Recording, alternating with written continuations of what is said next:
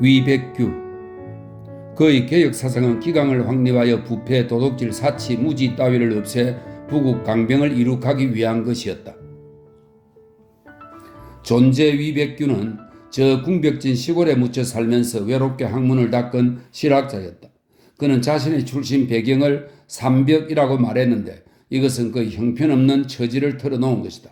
그가 말하는 삼벽이란 다음과 같다. 첫째는 지벽이다. 그는 전라도 장흥군 관산면 방촌리에서 태어났는데 이곳은 바다를 접한 최남단의 곳이었다. 그는 이곳 계항산 아래 살았던 것이다. 더욱이 호남 사람들에게는 벼슬도 잘 내려주지 않고 푸대접했던 당시의 사정으로 이런 호남의 시골에서 태어나 생을 마쳤으니 그가 지벽이라 말한 뜻을 알만하겠다.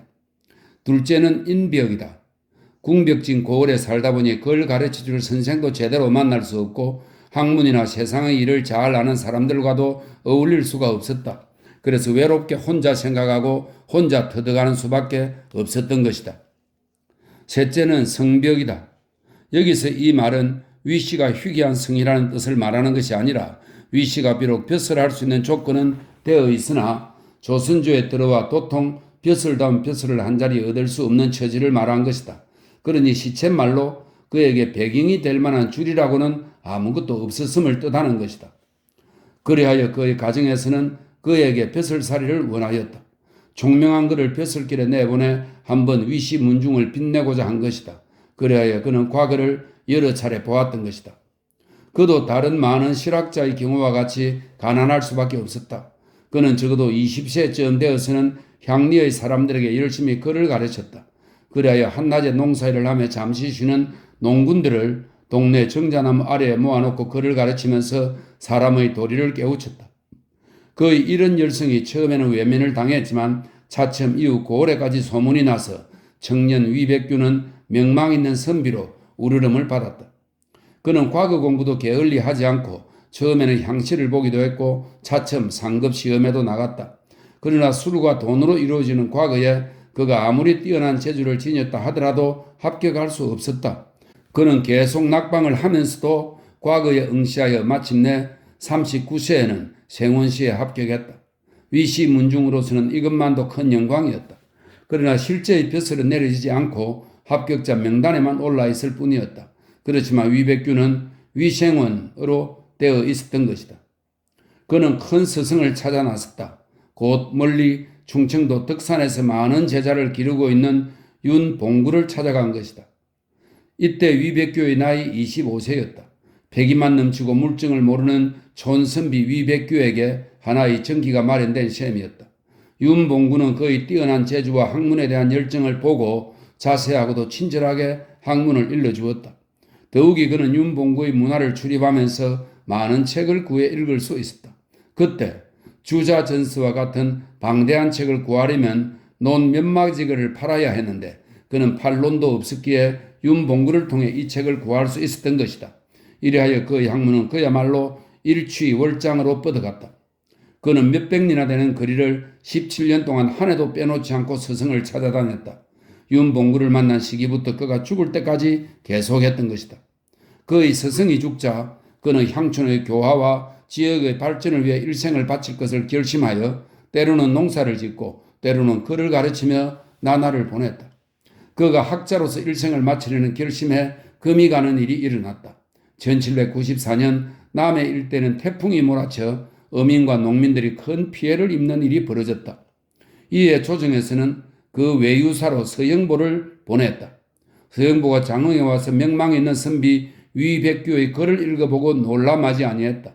그는 위백규의 행동과 향촌에서의 교화 활동을 듣고 조정에 돌아가 위백규를 정조 임금에게 추천했다. 정조는 위백규의 실학사상이 담긴 글들을 읽어보고 놀라워했다. 저 궁벽진 시골에 이런 참 선비가 있다니. 정조는 특히 세계 인문지리를 엮은 환영지를 보고 더욱 신기해 마지 아니했다. 정조는 곧 그의 글들을 규장각에 보관토록 했고 위백규에게 벼슬을 내려주었다. 그의 나이 69세, 이 벼슬을 거절하자 계속 더 높은 자리를 주면서 나라 일을 도우라고 엄명했다. 이에 위백규는 조정에 나와 조정의 여러 정책을 논한 많은 봉사를 올렸다. 이 많은 봉사에는 나라의 기관과 선비들의 나쁜 풍습을 바로잡고 부정부패를 없애고 사치를 금해야 한다는 등의 패정을 지적했다. 특히 성균관의 유생들을 가리켜 과거장에서는 못된 선비들이 묵은 폐단에 젖어 있어서 본디 실력도 없으면서 밥이나 얻어먹고 놀기만 일삼는 자들이 열심히 몰려듭니다. 1년 내내 채광금 변변히 잃지 않고 끝까지 의리 한마디 나누지도 않으면서 무리를 지어 떠들어대고 관에서 주는 밥이나 축냅니다. 고 하였다. 이것은 미미한 시골의 선비가 배경이 든든하고 세력을 뻗치고 있는 성균관 유생에 대한 용감한 도전이었다.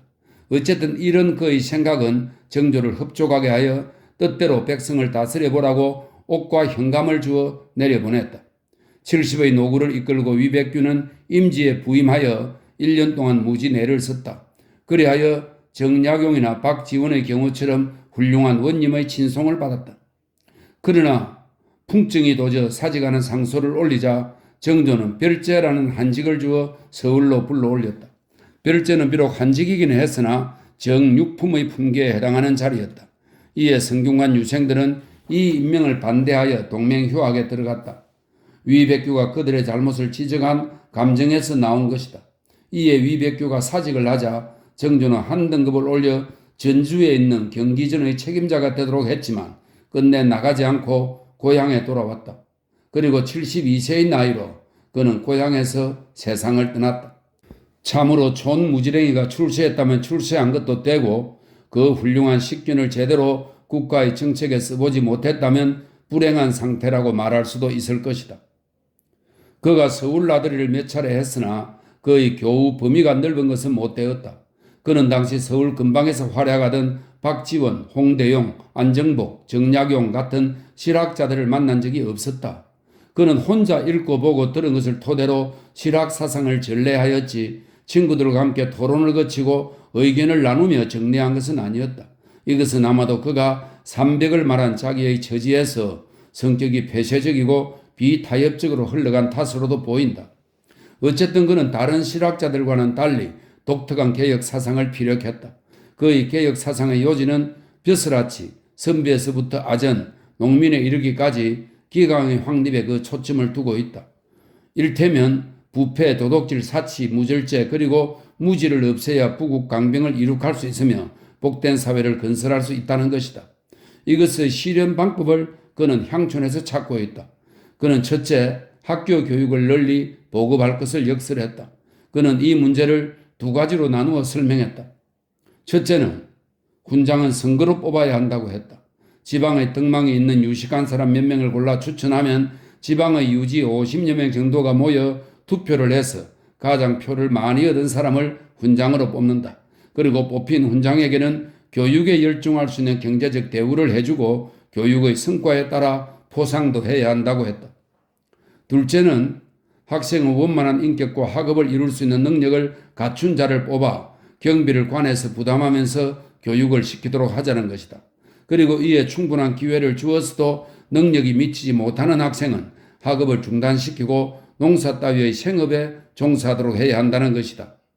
이런 교육에 대한 견해는 당시로서는 획기적인 것이었다. 양반이나 있는 자들만 교육을 받고 아무리 총명하더라도 가난하거나 신분이 낮으면 교육의 기회가 주어지지 않는 당시의 빈부와 귀천의 차별을 뛰어넘어 교육을 고르게 해야 한다고 주장한 것이다. 또 훈장은 무식하고 덕망이 없으면서도 생업만을 위해 일선 교육에 나서는 풍토를 고쳐야 했던 것이다. 더욱이 이런 지방교육에 관의 간섭이 있어서는 안 된다고까지 주장했다. 다음은 지역의 발전이 고 국가의 발전에 직접 연관되므로 향촌의 문화 수준을 높일 것과 자율적 조세 정책과 자체의 방어 임무를 수행토록 해야 한다고 했다. 그는 향촌의 문화 수준을 위해 젊을 때부터 농민의 의식화 작업에 솔선수범했고 기회 있을 때마다 농촌 계도에 나섰던 것인데 이를 위해 관가에서 적극적인 정책을 펴야 한다고 했다. 그리고 자율조세 정책을 단행해야 한다는 것이다. 각 부락에서는 농민 자치의 회의체를 만들어 재산의 정도에 따라 조세의 액수를 정하고 호구에 따라 자체에서 군역에 종사케 하거나 군포를 물리면 잘못 배당되는 일이 없을 것이라고 했다. 또 향촌의 자체 방어 능력을 길러 외적에 대비해야 하는데 그러기 위해서는 양면 상인을 가릴 것 없이 군역의 의무를 지는 것을 영광으로 여기도록 유도해야 한다고 했다. 또 군역의 의무에 벗어나기 위해 공신의 자손이라고 꾸미는 따위, 족보를 위조하는 일 따위의 부정을 막고 누구나 군역의 종사가 벼슬아치보다 대우받는다는 생각을 품게 해야 한다는 것이다. 이것이 거의 국민개병제의 이론이다. 이렇게 국민개병제로서 향촌을 향촌 스스로의 힘으로 자체 방어를 할 수 있게 해야 한다는 것이다.